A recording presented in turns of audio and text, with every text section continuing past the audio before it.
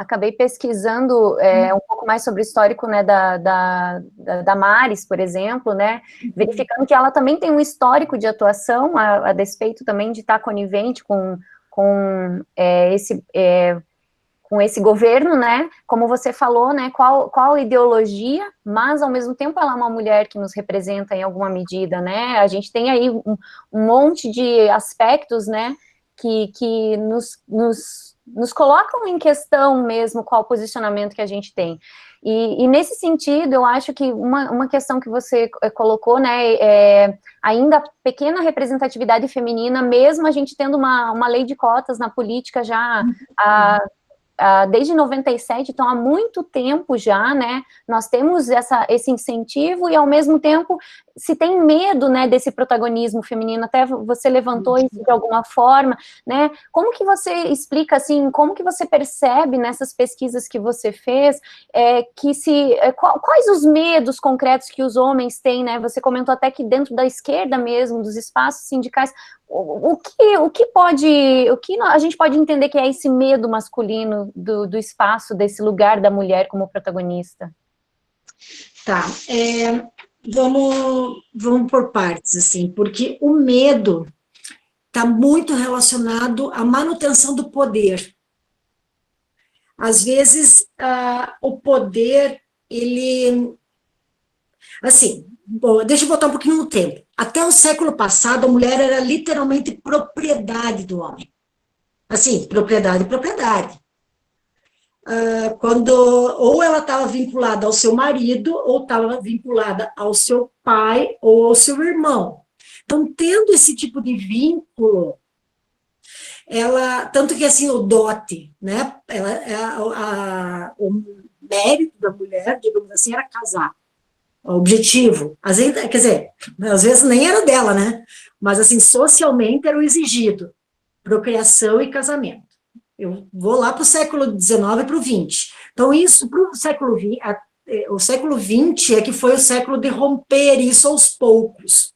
E uma das formas de romper foi o próprio sufrágio feminino, né? O voto. Poder votar, poder escolher, poder cursar uma universidade, que era proibido cursar uma universidade. A mulher não poderia. Então, essa independência intelectual, independência econômica, ela caminha em passos lentos, e coloco no presente, porque a palavra empoderamento vem da ONU, quando a ONU, em 95, veja, você falou 97, aquilo é de cotas. Em 95, a ONU, no famoso pacto lá de Beijing, criou o termo empoderamento para falar de mais mulheres nas decisões políticas. Ok, então, empoderamento feminino é isso, eleger mais mulheres. Até que a ONU foi perceber, também nos seus estudos mundiais, que não adiantava querer eleger mais mulheres se as mulheres não tinham direito ao básico. O que é o básico? Dignidade. O que é dignidade? Sair na rua e não ter seu corpo violado. Isso é o básico. É poder voltar, digamos, estar dentro de casa e não ser estuprada pelo próprio marido, não ser violentada, qualquer tipo de violência psicológica, econômica, física. Então, a ONU fez um levantamento mundial e percebeu, meu Deus, a gente precisa cuidar da mulher do básico, recuperar a dignidade da mulher como ser humano, isso em 1995. Então, a palavra empoderamento ganhou uma nova conotação, que não é mais de empoderamento só político-eleitoral, e sim de recuperar a mulher enquanto um ser humano autônomo e independente. Daí é que vieram as ações para as mulheres receberem em seus países, os pactos, né, foram assinados e tem metas, né, mundiais para que as mulheres sejam treinadas para terem sua independência econômica.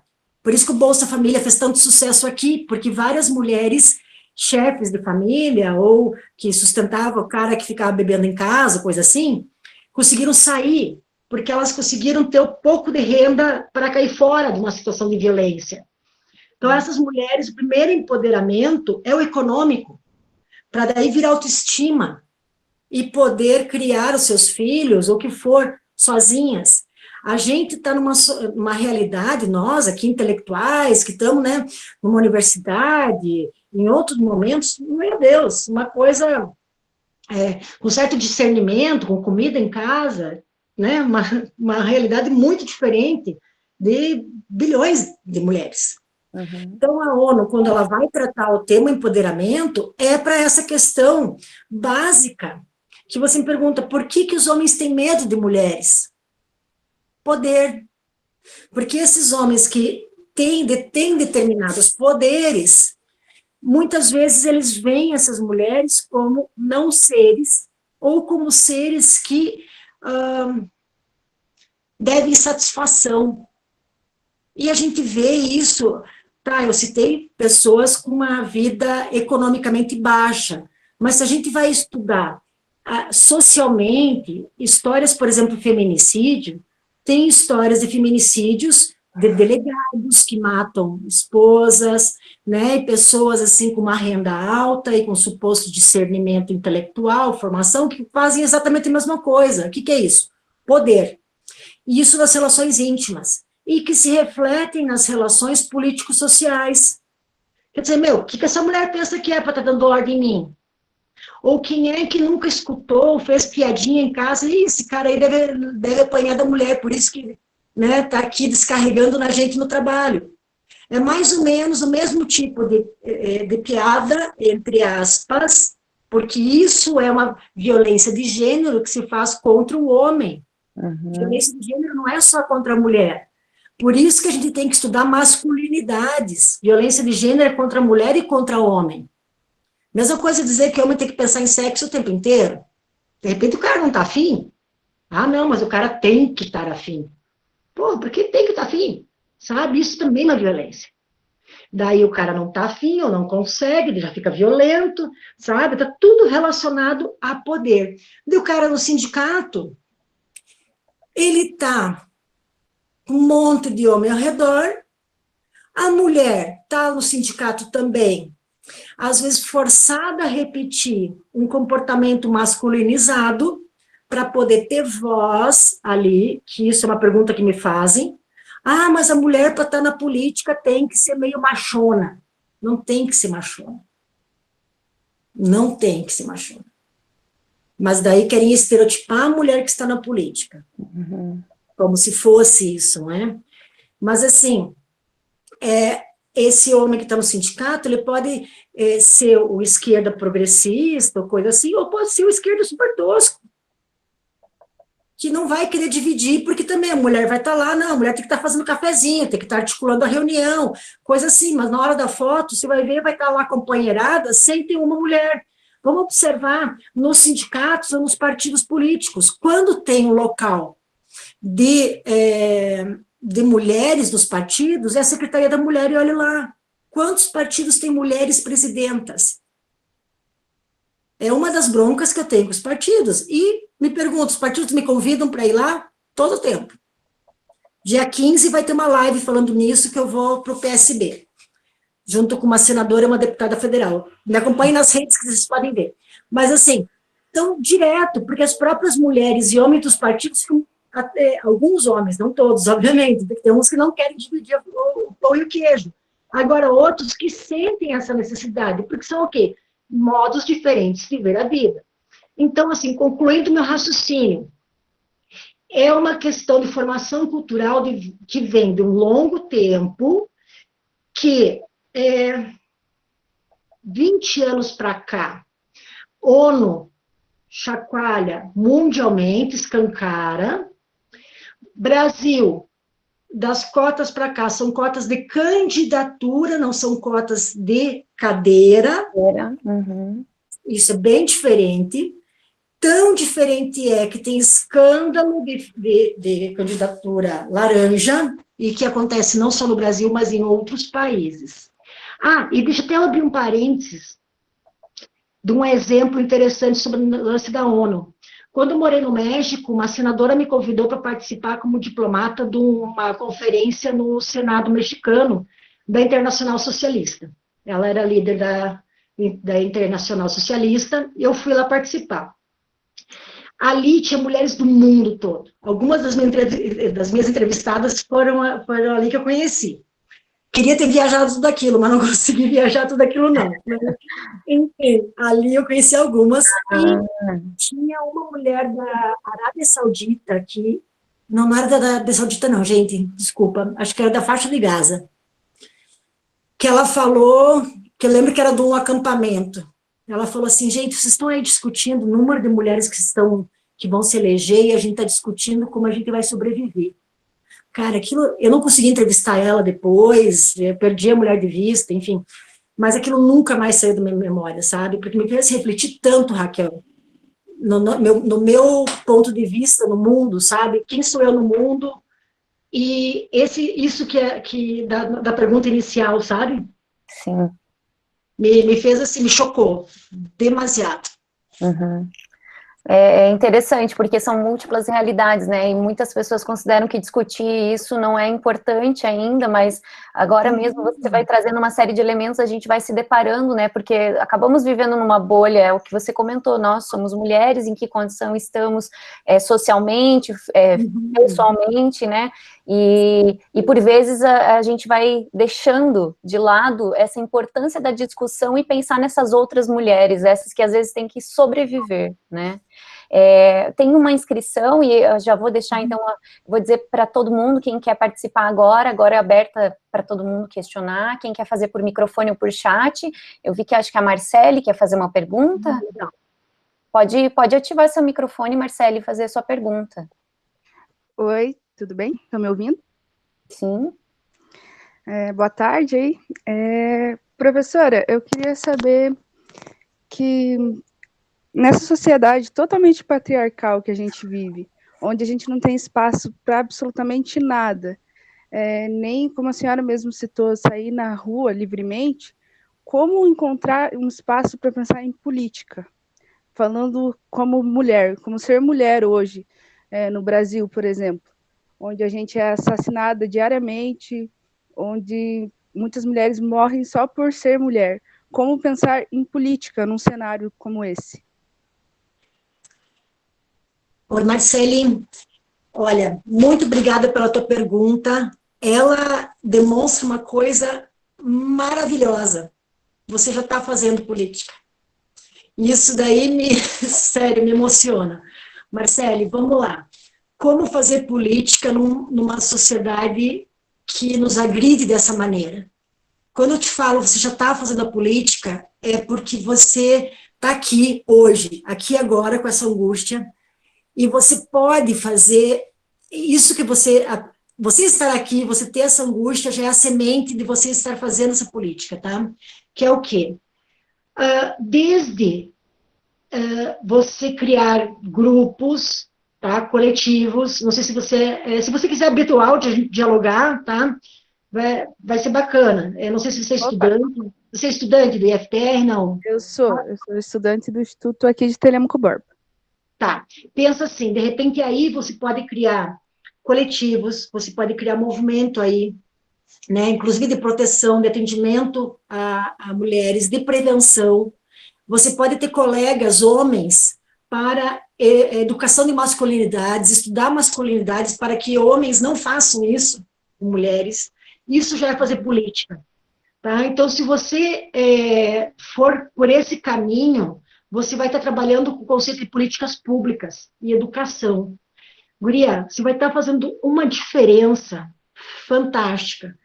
E se você tem uma intenção futura de entrar para a política eleitoral, digamos, ser vereadora na cidade, depois ser prefeita, isso vai te ajudar a construir tua imagem pública para mais para frente você se eleger, tá? Porque são o quê? São caminhos, entende? Eu acredito muito em políticas públicas que vão se construindo, não ser algo assim, sabe? De repente, véspera da eleição, alguém cai de paraquedas, sabe? Como quer se eleger? Sim. Não, eu acredito muito que a vereança, né, ela vem é realmente de um público. E você, como jovem, e com com que você, eu nem estou te vendo, mas pela tua voz, que você está transmitindo, você transmite uma coisa tão boa, é uma angústia, assim, uma vontade de mudar, que você pode fazer um trabalho lindo aí. Bacana, eu acho que aqui na minha cidade, pra vocês entenderem um pouco, é uma cidade pequena, né? Então é bem conservadora, não se trata muito disso. Aonde se fala mais sobre essas coisas é realmente no Instituto, é através dos nossos projetos de pesquisa, enfim, que a gente consegue falar e levar para a comunidade. E ali dentro a gente faz isso até, a gente conversa bastante, mas ainda é algo bem difícil e que está iniciando. Então, acho que era isso. Tá, então se Muito está obrigada. iniciando, imagina, e se está iniciando, pensa de repente, se você identifica casos de violência no município, de repente, como chegar, se você pode usar instrumentos de comunicação para chegar lá, sabe? Enfim, vai refletindo. Tá bom, obrigada. Temos mais perguntas? Legal. Quem mais quer participar? Quem mais tem alguma pergunta para fazer para a professora Luciana? Meninos e meninas.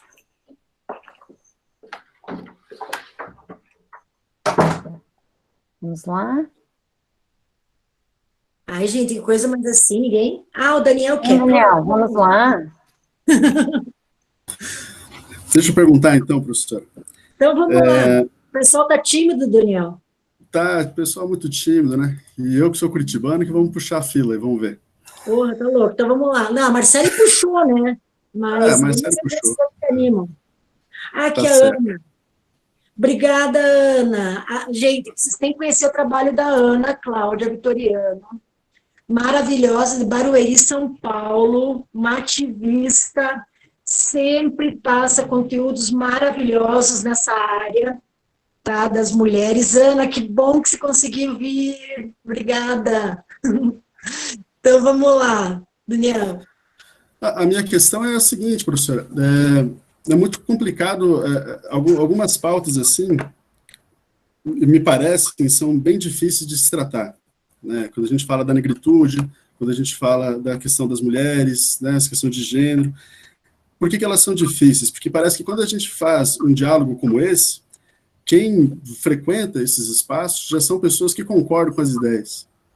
Aí a minha dificuldade, a minha pergunta para você seria de que maneira, né, que a gente atinge a esses outros, né? De que maneira a gente atinge aquele menino que fez essa brincadeira ridícula, e de que maneira a gente chega nessas pessoas de modo não estereotipado, de modo não que não os afaste, né? De modo, enfim, por aí. Como não pregar para os já convertidos, né? Pois é. Olha, sabe que quando a Marcele também falou aqui nesse espaço eu já tenho, aqui eu consigo, né? Que aqui dentro da universidade a gente consegue.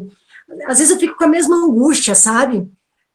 Porque dentro da universidade a gente também tem nosso grupo de pesquisa, tudo isso.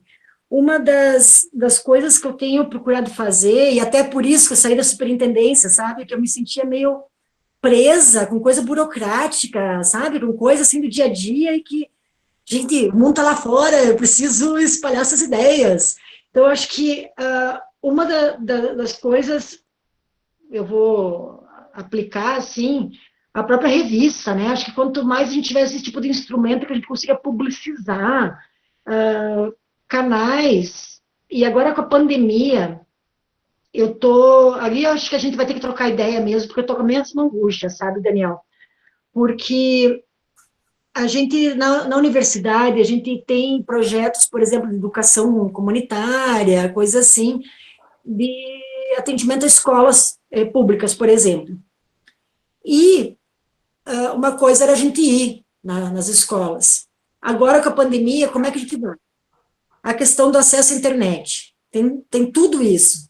Esse momento, para mim, em especial, ele está bastante angustiante para justamente não acabar pregando para um grupo que tem acesso à internet, que no Brasil 70% tem, não aumentou em tempos de pandemia, não sei vocês no IFPR ou no Colégio Estadual, mas para o nosso curso de comunicação social na Universidade Federal, a gente não aprovou dar aulas, né, na graduação, pela falta de acesso. A gente está com atividades complementares, mas o pessoal não tem acesso para a EAD, não é? Até comigo está complicado, sabe? E vários alunos não têm. Então, como é que a gente vai chegar, não é? Então, vamos pensar num outro cenário, sem pandemia, é chegar nos espaços, e para mim a solução é nos espaços educativos mesmo. Porque eu penso, sindicato, partido, coisas assim, para determinadas atividades, a gente tem abertura, mas aí são aberturas específicas. Agora, a gente, enquanto educadora, com os nossos estudantes para um projeto de extensão e etc., para levar esse tipo de pauta, é com a base, com alunos, com os menores, né? Porque são eles que vão acabar mudando, né? Às vezes até acho meio, não digo ilusório, mas para um cara de 60 anos, para uma mulher de 60, para eles assim, é muito mais difícil aceitar certas coisas do que para um jovem. Eu vejo a mudança muito mais geracional, né? Os meus alunos de 19, 20 anos, muito mais abertos à reflexão, ou muito mais assim, nossa, mas que sério mesmo que estão julgando alguém pela orientação sexual? Que absurdo, que ridículo, sabe? Com uma cabeça muito mais de aceitação do que alguém com, né, uma faixa etária maior.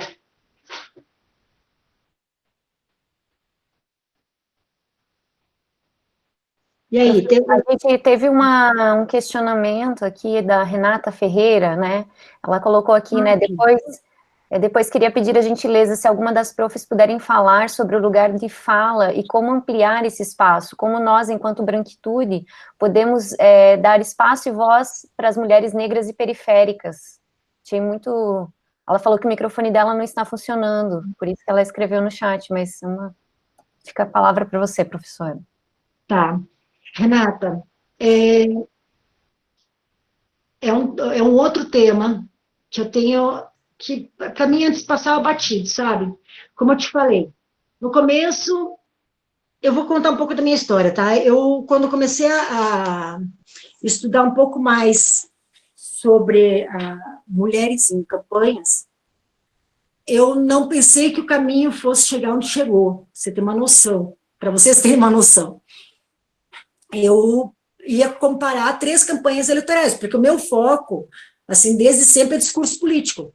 Eu estudo discurso político, tanto que o meu primeiro livro foi sobre 30 anos do discurso do Lula, não sei se vocês sabiam, mas, assim, meu foco é discurso. Então, beleza, vou fazer meu pós-doc e quero observar o discurso Dilma, Cristina Kirchner e Josefina Vázquez Mota, que era candidata mexicana naquele momento quando eu fui morar para lá. Ok? Os 3 maiores PIBs da América Latina. Esse era meu foco, campanha, não mulher. Quando eu comecei a cruzar os dados, ver os spots, e começou a me dar aquela angústia, falei, gente do céu, comecei a observar a questão do gênero. Ali, até então, o único estudo que eu tinha feito sobre gênero foi um discurso do Lula, que eu observei no Dia da Mulher, e vi, meu Deus, o cara só fica falando da mulher, que a mulher tem que ficar esperando em casa, cheirosa, com a janta pronta. Era esse o discurso do Lula em Dia da Mulher. Eu publiquei numa revista da Espanha, gente. O Lula super machista. E vocês vão me dizer, nossa, mas o cara era presidente do PT, progressista. Devo ter o link da revista aí para mandar para vocês. Eu escrevo aqui, como é que é, meu? Já lembro, eu coloco aqui no chat. Questões de gênero. Já faz um tempo. O nome da revista está ali, tá? Se vocês quiserem ver. Enfim. Então, quando eu comecei a observar e cruzar essas 3 candidatas, foi que caiu essa enxurrada e comecei a investigar todas as mulheres da América Latina candidatas presidenciais, e assim foi. Daí eu peguei mulheres de todas as tipos de candidaturas, sem pensar em viés e sem pensar nesse recorte que a Renata está fazendo. Comecei a me atentar para a questão nós privilegiadas, em comparação com as mulheres negras, faz pouquíssimo tempo, ou mulheres periféricas. E é um tema que, assim, esse ano, a última viagem que eu fiz antes da pandemia foi para Brasília, junto com o Instituto Alziras, que eu recomendo, que tem uma pesquisa brilhante, e mais uma outra colega lá de Brasília, que também, que é negra, que começou a falar disso. Falou assim, olha, vocês não têm noção do que uma mulher negra passa. Daí eu falei, eu não tenho noção mesmo. Não tenho a menor noção. Então, Renata, você pergunta como nós podemos agir. Eu acho que a primeira coisa é a gente jamais dizer, nossa, eu imagino como você se sente. A gente não imagina. Assim como quando o homem quer ser solidário e fala pra gente, não é bem assim, você imagina que não sei o quê, eu imagino como você se sente. Não, o cara também não imagina como é que é pra gente uma série de coisas, como a gente se sente, não é? Então, assim, uma das questões que eu penso e que eu quero mudar e que eu quero pesquisar mais é justamente escutar a voz de mulheres políticas negras. É a primeira coisa. Apoiar a visibilidade delas é outra coisa. Sabe? Então, tem mecanismos para eu poder entender. Então, na minha biblioteca de estudos de gênero, eu tenho literatura para poder entender, porque, assim, existe um outro passado, um outro recorte de vivência dessas populações que a gente não teve, a gente não viveu aquilo. Então, se a gente sofre num patriarcado uma realidade muito dura, vamos multiplicar por quanto? Que, por exemplo, elas vieram de uma população que foi escravizada. Como lidar com isso? Como lidar com uma mulher negra, doutora, que de repente está andando na rua e é confundida sem querer, né? Menosprezar, mas de repente com a funcionária de limpeza da universidade. Vamos pensar, está andando na universidade e pensa que a mulher é da limpeza, né? E ela é doutora. Né, sem querer, como falei, menosprezar a mulher da limpeza, porque, né, é uma profissão, né, também. Então, por isso, Renata, quando você me pergunta sobre se a gente pode comentar sobre esse lugar de fala, quer dizer, a gente não pode assumir um lugar de fala que não é nosso. Eu acho que esse seria um posicionamento. Não sei, Daniel, que também é dessa parte, se ele estaria de acordo. Já que ela falou para profs, está no plural, não me deixem só.